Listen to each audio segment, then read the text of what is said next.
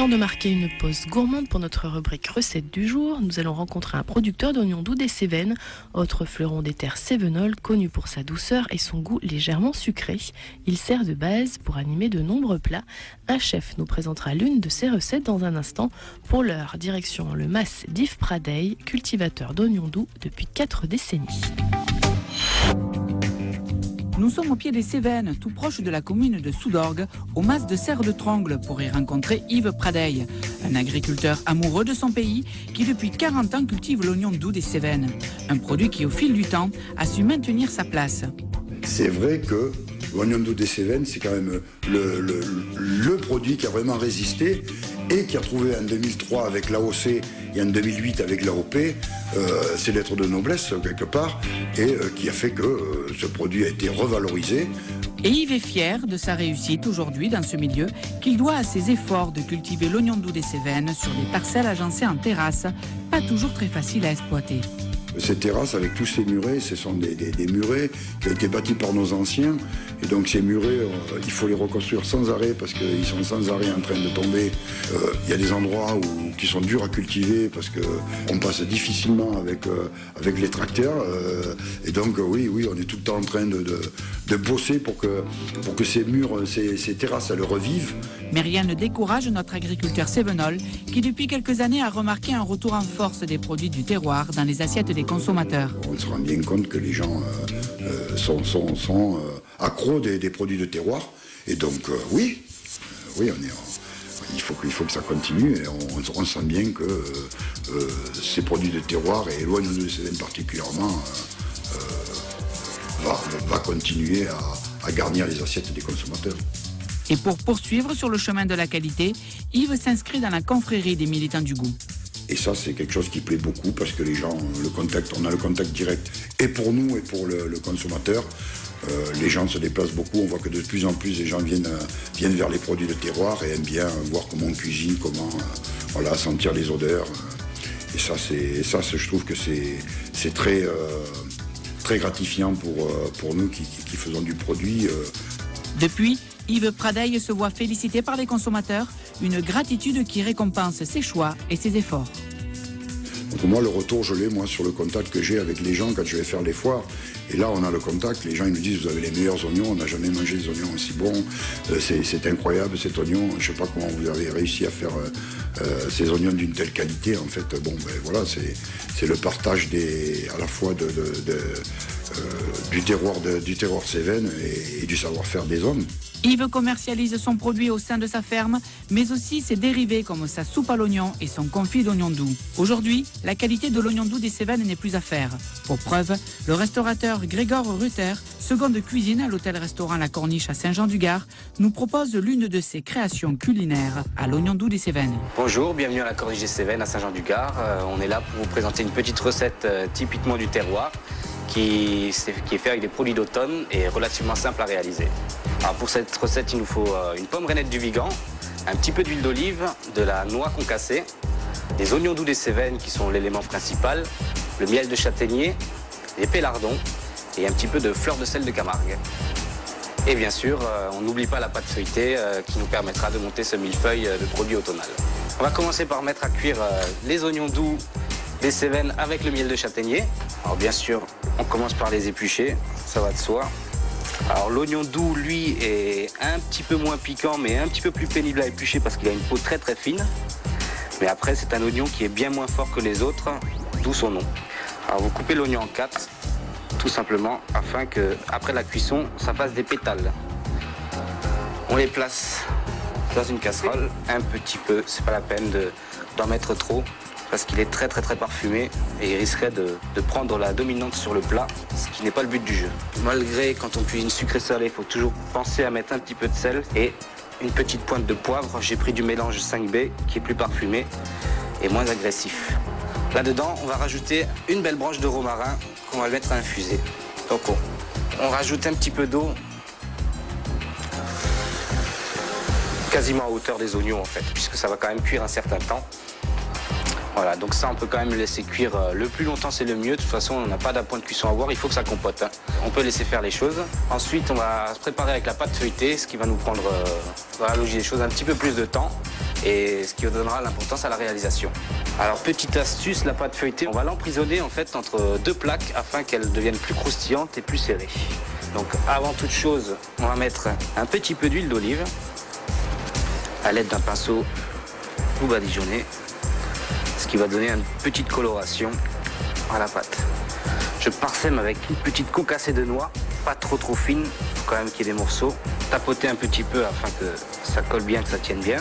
Et de là, on va reposer une autre plaque avec un papier sulfurisé pour éviter que ça colle. Et on la met par-dessus, tout simplement. Et donc là, on va l'enfourner à 200 degrés pendant un quart d'heure, tout simplement. Et bien, on a nos oignons qui cuisent gentiment, on a le feuilletage qui cuit aussi. En attendant, on va s'occuper de la pomme, on va l'éplucher et la vider, la couper en tranches pour la mettre à poêler. Donc on utilise toujours l'huile d'olive. Voilà, on met ça à chauffer. On les met tranquillement à rissoler un petit peu. Faut pas qu'elle soit complètement cuite, faut juste qu'elle soit un peu saisie. Il faut quand même qu'elle garde une certaine fermeté, sinon ça n'a pas d'intérêt dans la réalisation du plat. Et là, je coupe le gaz et je les laisse dans la poêle. Elles termineront de cuire comme ça. Une fois que les pommes sont à la bonne texture, on va les débarrasser afin que ça compote pas trop. Je vais plutôt reprendre une petite cuillère de miel. Donc on va mettre une branche de romarin dedans et on va laisser chauffer tranquillement. Pas le faire caraméliser, mais presque. Là, il commence à frémir, vous voyez, il commence à faire des belles bulles. On est le stade avant la caramélisation. On laisse bien bouillir. Et à ce moment-là, je baisse le feu et j'y mets une toute petite goutte d'eau.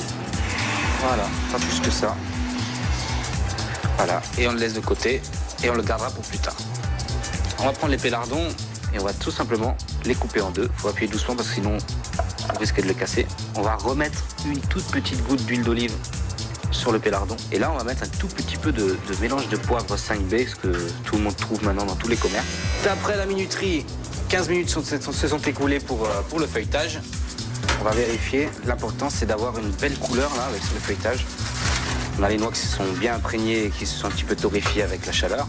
Le pélardon est rond, la pomme est ronde, donc j'aimerais que mon feuilletage soit rond aussi. Donc on va le découper à l'emporte-pièce. Pour le dressage, je commence par reprendre un petit peu de ma concassée de noix. On va reprendre notre cercle qui nous a servi à découper le feuilletage. On met le premier feuilletage à l'intérieur. Ensuite, on va utiliser nos pétales d'oignon. Voilà, après on met la quantité souhaitée. On essaye de ne pas mettre trop de jus afin de ne pas détremper le feuilletage. On passe avec une rondelle de pomme qui va faire le lien entre le sucré du miel, l'acidité de la pomme et le premier morceau de pélardon. Voilà. Et on recommence.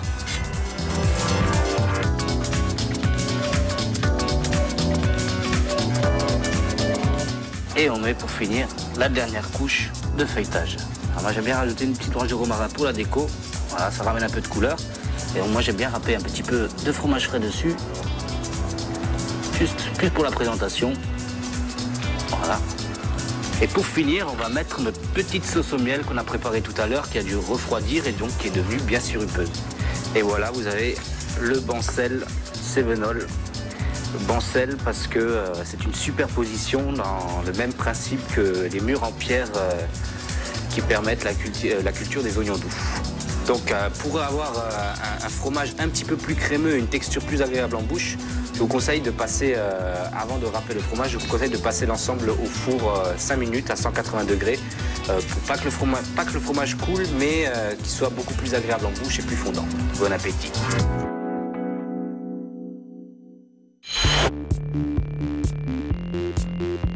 Voici dans la boutique, donc du coup, 6 parfums alors différents pour Tease Up. Voilà, il y a 6 parfums qui sont l'un l'origan groseille, l'autre la verveine framboise, le cassis, le romarin mûr, le vigne rouge, la feuille de vigne rouge avec du jus de raisin et la menthe poivrée jus de pomme. Et qui correspondent en fait à 6 fonctions, bien sûr. Donc digeste pour la menthe poivrée jus de pomme, pour le détox cassis, pour le stimule c'est romarin jus de mûr, le tonique c'est origan groseille, le circule c'est vigne rouge. On va goûter alors. Ah ben, j'espère, c'est pour ça que nous sommes là. C'est bien peut-être avec le froid. Alors vous allez avoir toute la senteur de la Provence.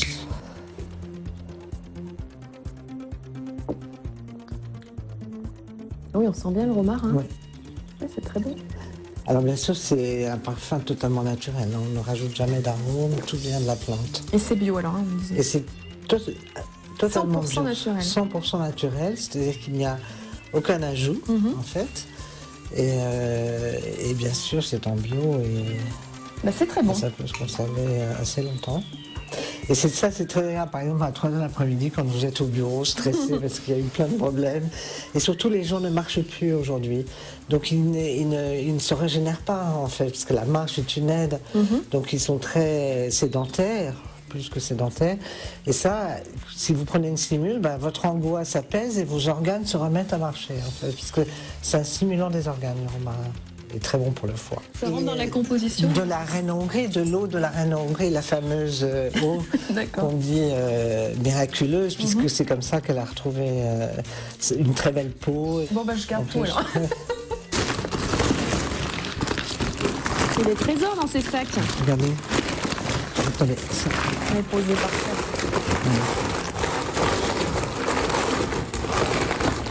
Là, venez voir là.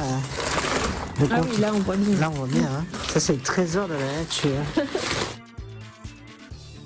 C'est dans un esprit de préservation, de recherche et de pérennité de la diversité végétale que Marie Desnezels a voulu remettre au goût du jour l'utilisation de tisanes à base de plantes souvent oubliées, tout en participant à leur préservation dans un site naturel. Marie Desnezels a également écrit un livre sur les plantes médicinales où elle explique leurs bienfaits. Plus de 60 plantes médicinales, faciles à cultiver ou à trouver à l'état sauvage, sont largement détaillées dans cet ouvrage, histoire d'approfondir vos connaissances.